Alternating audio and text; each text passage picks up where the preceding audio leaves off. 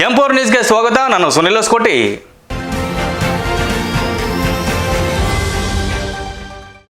ಸಾಧನಾ ಸಮಾವೇಶ ಯಾವ ಪುರುಷಾರ್ಥಕ್ಕೆ? ಸಾರಿಗೆ ಇಲಾಖೆ ದಿವಾಳಿ. ಬೆಂಗಳೂರು ಗಾರ್ಬೇಜ್ ಸಿಟಿ ಆಗಿದೆ ಎಂದು ಸರ್ಕಾರದ ವಿರುದ್ಧ ನಿಖಿಲ್ ಕುಮಾರಸ್ವಾಮಿ ಕಿಡಿಕಾರಿದ್ದಾರೆ. ಸಾಧನಾ ಸಮಾವೇಶ ಕುರಿತು ಜೆಪಿ ಭವನದಲ್ಲಿ ಮಾತನಾಡಿದ ಅವರು, ಯಾವ ಪುರುಷಾರ್ಥಕ್ಕೆ ಸಾಧನೆ ಸಮಾವೇಶ ಮಾಡಿದ್ದಾರೆ ಗೊತ್ತಿಲ್ಲ. ಜನಸಾಮಾನ್ಯರ ವಿಪಕ್ಷಗಳಿಂದ ಹೆಚ್ಚು ಸರ್ಕಾರವನ್ನು ಪ್ರಶ್ನೆ ಮಾಡುತ್ತಿದ್ದಾರೆ. ಸಾರಿಗೆ ಇಲಾಖೆ ಹೇಗೆ ಕೆಲಸ ಮಾಡುತ್ತಿದೆ ಎಂದು ನೋಡುತ್ತಿದ್ದೇವೆ. ನೌಕರರಿಗೆ ಅರಿಯರ್ಸ್ ಬಾಕಿ ಉಳಿಸಿಕೊಂಡಿದೆ. ಸಂಧಾನ ಸಭೆ ಮಾಡಿದರೂ ಫಲ ಆಗಿಲ್ಲ. ಶಕ್ತಿ ಯೋಜನೆ ಮೂಲಕ ಫ್ರೀ ಬಸ್ ಅಂದು ಇವತ್ತು ಸಾರಿಗೆ ಇಲಾಖೆ ಎಲ್ಲಿಗೆ ಬಂದು ನಿಂತಿದೆ? ಉತ್ತರ ಕೊಡಬೇಕೆಂದು ಆಗ್ರಹಿಸಿದ್ದಾರೆ. ಈಗ ಬೆಳಗ್ಗೆಯಿಂದ ನಾವು ಮಾಧ್ಯಮದಲ್ಲಿ ಸುದ್ದಿ ನೋಡ್ತಾ ಇದ್ದೀವಿ. ಸಾರಿಗೆ ಇಲಾಖೆ ಯಾವ ರೀತಿ ಇನ್ಎಫಿಷಿಯೆಂಟಾಗಿ ಕೆಲಸ ಮಾಡ್ತಾ ಇದೆ ಅನ್ನೋದು ನೋಡ್ತಾ ಇದ್ದೀವಿ.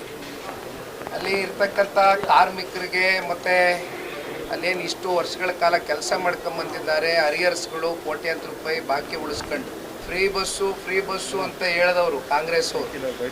ಕೊನೆಗೆ ಸಾರಿಗೆ ಇಲಾಖೆ ಇವತ್ತು ಎಲ್ಲಿ ಬಂದು ನೆಲ ಕಚ್ಚಿ ನಿಂತಿದೆ ಅಂತ ಉತ್ತರ ಕೊಡಬೇಕಾಗ್ತದೆ. ಒಂದು BMTC ಇರಲಿ, KSRTC ಇರಲಿ, ಇವು ಯಾವುದೇ ವಿಚಾರದಲ್ಲಿ ಖರೀದಿ ಮಾಡ್ಲಿಕ್ಕಾಗಿದೆಯಾ?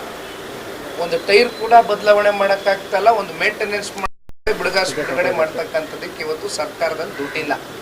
ಆ ಪರಿಸ್ಥಿತಿಗೆ ಬಂದು ನಿಂತಿದ್ದಾರೆ. ಇನ್ನೊಂದು ಕಡೆ ಸಂಬಳ ಕೊಡ್ತಕ್ಕಂಥದ್ದಕ್ಕೆ ಅದನ್ನು ಕೂಡ ಯಾವುದೇ ರೀತಿಯಾದಂಥ ತೀರ್ಮಾನಗಳು ತಗೊಳ್ತಾ ಇಲ್ಲ.